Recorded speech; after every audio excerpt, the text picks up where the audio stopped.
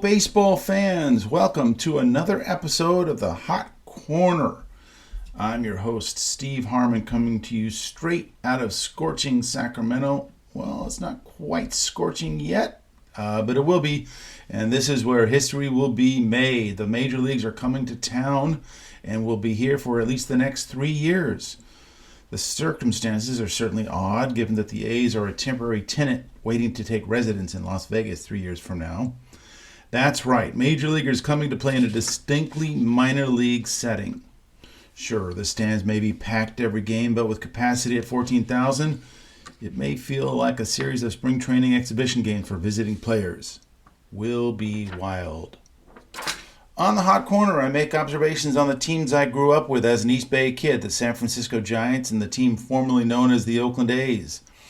Remember, the Giants AAA team will be playing at Sutter Health Park when the newly christened Sacramento A's are out of town.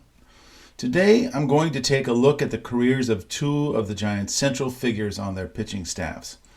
Logan Webb, the undisputed ace of the staff, and Justin Verlander, the future Hall of Famer. First, some news. And it's fitting for this episode. Giants manager Bob Melvin named Logan Webb his opening day starter, March 27th in Cincinnati. He actually did it inadvertently. Andrew Baggerly of The Athletic described the scene.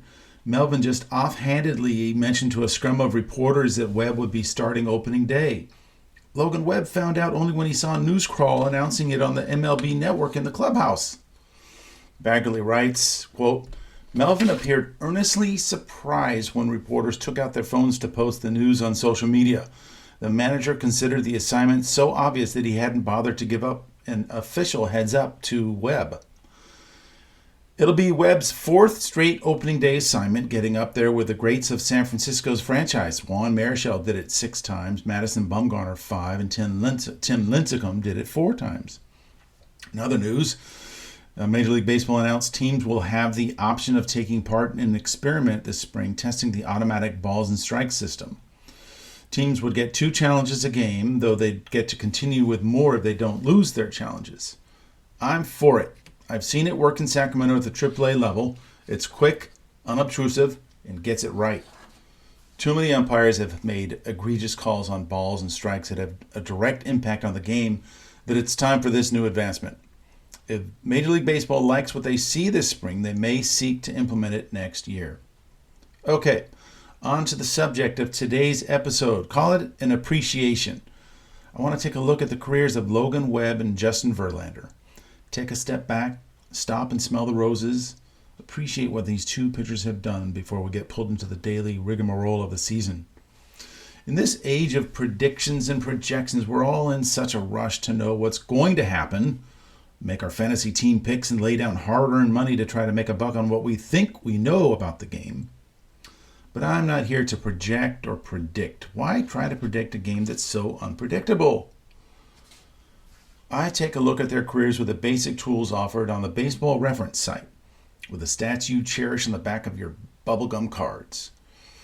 You can discover some revealing insights by looking at a player's body of work, working with stats that don't require anything more than addition, subtraction, multiplication, or division.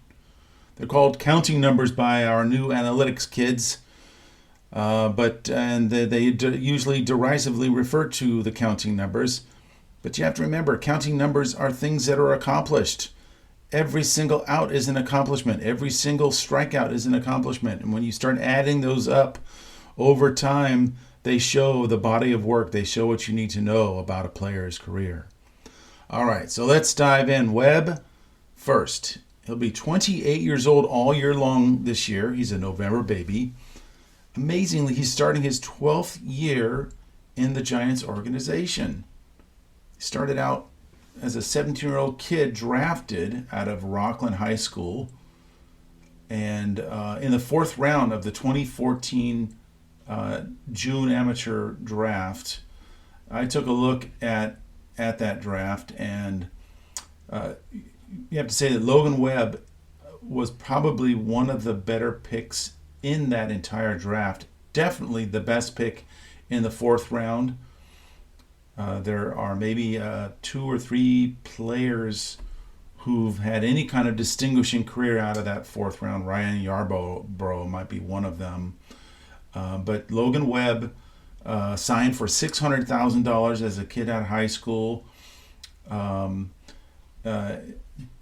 Basically overlooked by every single major league team for 3 rounds, including the Giants. The Giants went with Tyler Beede that year in I think the second round, maybe the third round. They didn't have early picks, but it's that kind of pick, though, sometimes emerges as a surprising development, and Logan Webb could be seen as that. The one difference is, of course, a lot of those players drafted ahead of him were drafted out of college. He was one of the few who were drafted out of high school, and so that is probably why the Giants were able to get him so low. But, if you look through the drafts every year, miscalculations are rife throughout. You have to wonder, how the amount of money and time and, yes, analytics that are put into scouting players and determining who is, at the top of their list. It is amazing how often they get it wrong. It really is a crapshoot. So Webb, the first thing you'll notice about his career is that he's doing what he is doing in the major leagues, what he did in the minors. He had a 3.37 ERA in the minors over 304 innings, and he has a 3.42 ERA in the majors in 855 lifetime innings. Been very consistent in what he's done over time. Before we get further deeper into Webb's career, I see that Baseball Reference is projecting Webb for a very mediocre season, an 11-10 record with a 3.42 ERA, which is basically his lifetime average, and only 184 innings. I don't know where they got the idea that they're going to limit him to 184 innings, and only 11 wins. But that's apparently the fate that Logan Webb faces, according to Baseball Reference. I am not a projections guy. Nobody knows how a season is going to unfold. So Webb had 2 short stints with the Giants in 2019 and 2020, going 5-7 over those 2 years with an ERA of over 5. Nothing to shout about, nothing to really get excited about. The Giants knew, though, that they had somebody who was special. And the next year, 2021, is the year that he showed it. And that's the year, of course, when the Giants won 107 games. They won the West Division on the last day of the season, thanks in part to a Logan Webb home run, his first and only home run as a pitcher. That year, Logan Webb was the baby among a bunch of veterans. He was a 24-year-old kid who went 11-3, and he was a part of a staff that had Kevin Gausman, DeSclafani, Alex Wood, and Johnny Cueto. And those were pitchers all in their 30s, all had some of their best seasons in the majors that year. And, well, I don't know about Cueto, but the first 3 did. And then Webb came on with a very nice indicator year that this kid was someone who was special. He pitched in 148 innings, and that was presaged to what was to come. The next year in 2022, Webb went 15-9 with a 2.90 ERA, finished 11th in Cy Young voting, which means that the league was just catching up to him, because that was actually a pretty good year, not to be overlooked. The next year, 2023, the league did catch up to him, or in fact, they understood who he was. His record ostensibly was not impressive. He went 11-13 with a 3.25 ERA, but he finished second in Cy Young voting. There's a reason for that. First of all, he led the league in innings pitched with 216, but also, if you look at his numbers, you would find out that he actually, if he had any luck and any faith from his manager, he could have been a 20-game winner. In fact, Logan Webb could be a 3-time 20-game winner if things had shaken out the way they might have in a previous generation. First, if he had better run production, run support, he would have fared much better. But also, if his managers had allowed him to go a little deeper. So in 2022, let's just go back to 2022 when he went 15-9. He had 9 no decisions, and I looked at him and I assessed that of those, 6 of those, if he had a little more run support and a longer leash, he would have won those, and he would have had a 21-9 record. Let me just show it to you, just so it's not just my word. In those no decision games, he gave up 1 run in 6 innings. Let him go longer. He gave up 3 runs in 7 innings. Give him a little more support. He gave up 3 runs in 8 innings. He needs a little more support there too. He gave up 1 run in 7 innings. No decision on that. 1 run in 8 innings. No decision, and 1 in 6 innings. Now those no decisions are games in which he left either with a tie or with a lead, and it was blown, and was not given the opportunity to stay in for the win. But as I said, in a previous generation, that would have been a win, and he would have won 21 that year. In 2023, he went 11-13, as I said, finished second in Cy Young voting. But if you look at it, he had 9 no decisions that could easily have been wins. So he would have finished with 20 wins if, like I said, he had a little more support or a longer leash. Last year, same thing. He ended up with a 13-10 record, pitched well enough to win 20, leaving 7 potential wins in the no decision column. I can go through those. Every one of those were more than 6 innings and 2 or fewer runs. One inning he had one game he went 7 innings, no runs. All the others it was 2 runs in 6 or 7 innings, 1 in 8 innings, and did not get the decision. That's just an example of how our pitchers are treated these days, of course, and that is that, and also how victories are seen. Pitchers' victories just do not have the same premium as they did in previous generations. And so Logan Webb has suffered from that. And the reason I bring all that up is because now you get to Justin Verlander, and you look at his body of work, and you can see the change in the game, the change of emphasis for starting pitchers starting under his time in baseball. He's a dying breed. He has won 262 games over 19 years. That leads all active pitchers right now. He was a 20-game winner twice. He led his league in wins 4 times. Cy Young Award winner 3 times. Runner-up 3 times. MVP one of those Cy Young years. So he's Cy Young and MVP the same year. Same as Vida Blue did in 1971, remember? He was the Rookie of the Year. He came in Cy Young voting 7th that year and 15th in MVP voting, just as a rookie. He's a 9-time All-Star. Verlander has 3,416 strikeouts. That's in exactly 3,416 innings, so 1 an inning over a 19-year career, which is just amazing.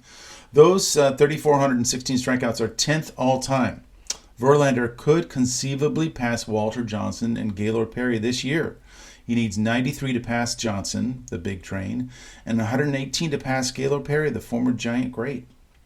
If he's feeling frisky, another 40 gets him into 7th place, past Don Sutton. Verlander says he's feeling great, has had it as his goal to pitch till he's 45. He recently talked about how he watched Nolan Ryan pitching at 46 and was always targeting mid-40s as a day that he could see himself pitching into, and he thinks his body's still up to it. That fits in with a conversation that he and Buster Posey had as they worked out this year's $15 million deal. Posey said he'd love it if Verlander could get his 300th win in a Giants uniform. With 38 to go, you're talking likely needing 3 years to do it. It would also require the Giants to sign him for another 2 years. I mean, unless you really start fantasizing and think he can win 19 this year and 19 next year, I don't think Verlander is counting that out. Now, before it becomes way too rosy, I do have a couple knocks on him, but the first is really more a commentary on how the game developed into an over-coddling system for pitchers. Verlander has had only 26 complete games in his career. That's as many as Juan Marichal had in a single season in his prime. But if you look beyond that, Verlander has been the horse. He's led the American League in innings pitched 4 times. He's thrown 200-plus innings 12 times, 4 times with 225 innings or more. He's led the American League in strikeouts 5 times, gone over 200 strikeouts 9 times. He had 300 strikeouts in 2019. As a 36-year-old, he's already defied age, kicked it in the shins and gave it a noogie. He has just been so good at an older age. By the way, he did not lead the league in strikeouts that year. Garrett Cole had 326 that year, but Verlander did win the Cy Young, as he did 2 years later as a 38-year-old, going 18-4 with a 1.75 ERA. This guy is a man. Okay, I mentioned a couple knocks on Verlander. The second is his World Series record. It's bad, like historically bad. He's won 1 game and lost 6 in the World Series with an ERA of 5.63. Now, if you step back and look at his overall playoff record, it is prolific. Overall, he's won 17 games in the postseason, a 17-12 record with a 3.58 ERA over 226 innings, basically a full season. In that span, he struck out a whopping 244, while allowing only 179 hits and 74 walks. And that's a 1.119 whip. Really good. One number that stands out are the 32 home runs he gave up in that time. He has pitched in 10 division series, 9 championship series, and 5 World Series, and was on 2 World Championship teams. Most of his great work came in the early rounds of the playoffs when he went 9-1 in division series play with a 2.86 ERA. He was a decent 7-5 with a 3.19 ERA in league championship play. There's something to be said about greatness in the playoffs. You don't get into the World Series unless your horse can pull you through those early rounds of the playoffs. So Verlander's postseason experiences span 17 years, from when he pitched in his first playoff game as a 23-year-old to the last playoff games he pitched as a 40-year-old in the 2023 playoffs. Let's look at his World Series performance now. First, the overall numbers are bad. Undeniable. But if you peel it back, you'll see it wasn't all that bad. Really, it was 5 terrible performances out of 9 that tarnished his entire World Series record. In those 5 bad outings, he gave up 23 earned runs in 25 innings, losing 4 games and with an 8.28 ERA. But he had 4 pretty good World Series outings, allowing only 7 earned runs in 23 innings for a 2.74 ERA. Still, he won only 1 of those 3 decisions in those games. Verlander's first World Series taste came as a Tiger in the 2006 series against the St. Louis Cardinals, and that's where he first felt the scorching heat of the ultimate stage.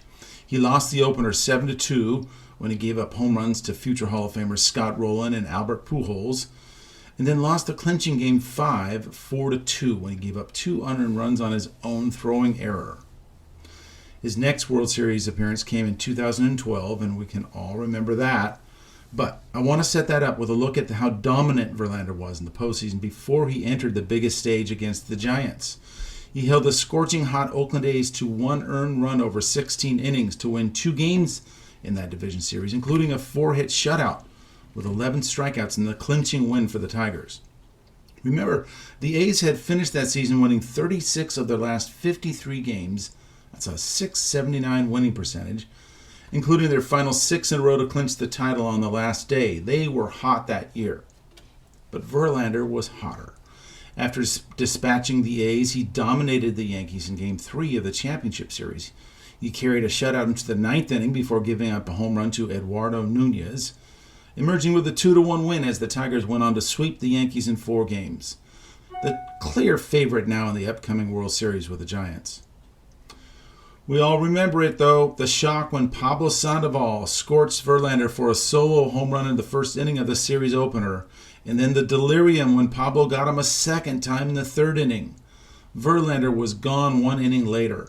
Sandoval would later tie Babe Ruth and Reggie Jackson by hitting his third home run of the game off of Al Albuquerque.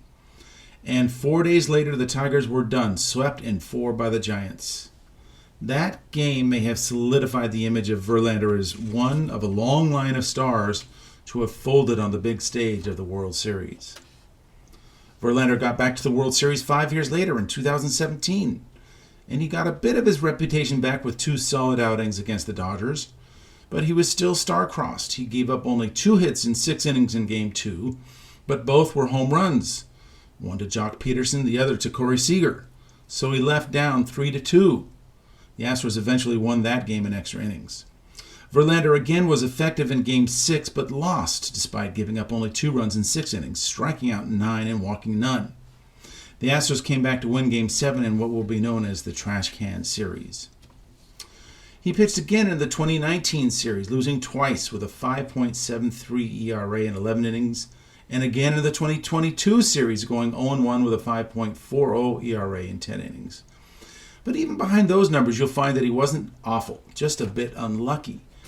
In the 2019 series, for example, Verlander was locked in a 2-2 standoff with Washington Nationals' Steven Strasburg through 6 innings.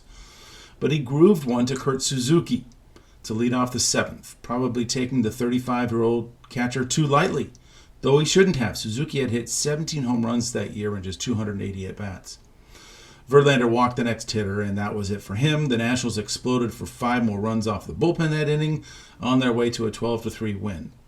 Verlander could have fared better, but that was the year of the underdog Nationals, a 93-game winner who won that series in 7 games over the Astros, who'd won 107 that year. In the 2022 series, Verlander had a 5-0 lead in Game 1, but couldn't hold it when the Phillies scored 5 off him in the 4th and 5th innings. But he came back in Game 5 with 5 solid innings, allowing 1 run, striking out 6 for the win, his first and only World Series victory finally at the age of 39. 1 game later, the Astros were champions. I gave you this long recounting of Verlander's World Series record to show that the final numbers don't tell the full story. If you open the hood up a little bit, look at each game, even at the innings within the games, you'll find bad breaks, circumstances, and oddities that provide a little more context.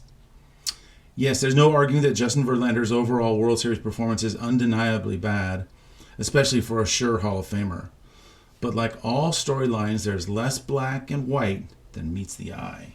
All right, I wanted to make a little comparison between the two. Heading into his age 28 season, Webb has 55 wins.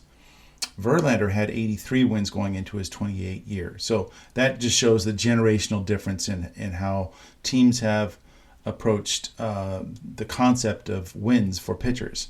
It also goes to show that Verlander was probably more developed and had better durability at that time in his career. At age 28 in 2011, Verlander won 24 games en route to his first Cy Young Award. In that 2011 season, here's Verlander was pitching before they started treating every pitcher like they were just coming back from the injury list. I remember Lon Simmons, the great voice of the Giants, talking about a pitcher coming back from a stint on the disabled list, saying they'll have to limit him to 100 pitches for this game. Now, that's basically what each pitcher brings into every game. 100 pitches is your pitch count. That's it. So Webb, he did make it to 200 innings for a second time in a row last year, but it was still, in a season of being coddled. In 33 starts last year, Webb had only 12 starts with 100 or more pitches, reaching 110 pitches twice. That's the minimum number of pitches that Verlander had in any game in 2011.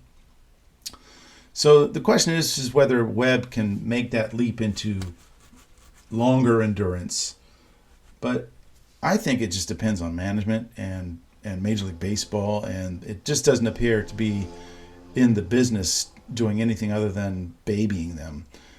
I'm hoping that Verlander has some kind of influence, not only on the staff and the outlook of his teammates, but also on management in the way they treat starting pitchers. Maybe he can motivate not only Webb and others to push themselves further than they've gone before, but also indicate to Buster Posey and management that it's not a bad thing to push your pitchers into more innings.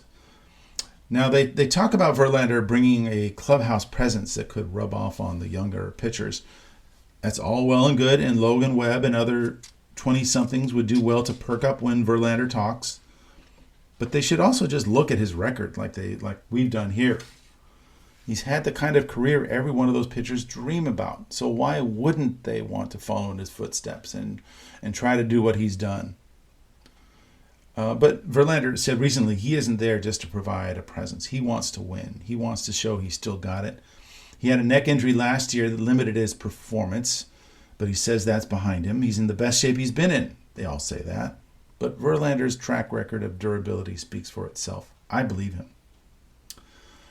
Well, that's the feature I had for today. I wanted to take a rather quick look at both of the careers of Logan Webb and Justin Verlander, two pitchers on different arcs of their career, but something of a comparison I think is relevant and important because I do believe that Logan Webb is the kind of pitcher who wants to be the kind of pitcher that Justin Verlander has been in terms of endurance and quality starts, and that's a kind of a buzzword. Not the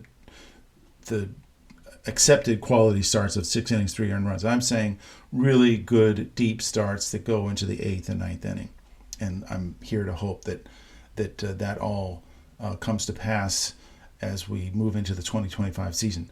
I want to close again in this second episode with a little bit from Jim Bouton's masterpiece, Ball 4. That's a book that I read during the spring of most baseball seasons, and it's just something that if you open the book, you'll find a story that will always tickle you and make you laugh. So this is during the 1969 spring training when Bouton was with the Seattle Pilots, and I thought that with the news that Hal Steinbrenner announced this week that he's relaxing the New York Yankees facial hair policy, I thought this was a funny tie-in. Bouton came into the spring training clubhouse that year with a fresh haircut, and a former Yankee teammate yelled out, "Now you look like the old bulldog," Bouton wrote. And he goes on to say, "That's what they called me when I was a big winner with the Yankees. Bulldog, gruff. This is the impression I wanted to create all along," he wrote.